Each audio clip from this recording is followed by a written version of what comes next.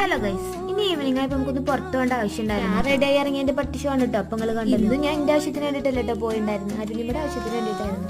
പിന്നെ എന്റെ പുതിയ ഫ്രണ്ടാണ് കേട്ടോ. ഇനി അരുണിന്റെ അടുത്തേക്ക് പോണ വഴി രണ്ടാളെ കിട്ടിട്ടോ, പാറൂനിയും മുന്തിരിനെയും. ഇവരാണ് കേട്ടോ എന്റെ കന്നാസും കടലാസും.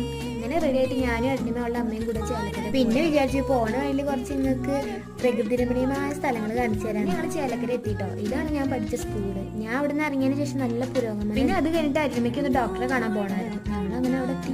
ഡോക്ടറെ കണ്ട ഇറങ്ങിയപ്പോഴേക്ക് ഇതേ മഴ, അതിന്റെ ഇടയ്ക്കുള്ള ചെറിയ അടി ഉണ്ടായിട്ടാ. അതാണ് നിങ്ങൾ ഇപ്പൊ ഈ മുഖത്ത് കാണും. അതിന്റെ ഇടയിൽ രൂപചേച്ചിക്ക് ദേഷ്യം വന്ന് രൂപചേച്ചി പണിക്ക് പോയിട്ടാ.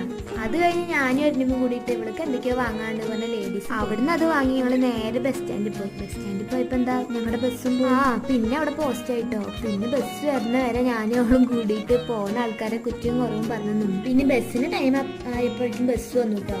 ഞങ്ങൾ അങ്ങനെ കുറ്റവും കുറവൊക്കെ നിർത്തിയിട്ട് ബസ്സിൽ കയറി വീട്ടിൽ പോയി. ബൈ. അപ്പൊ നമുക്ക് അടുത്ത വീഡിയോയിൽ കാണാം.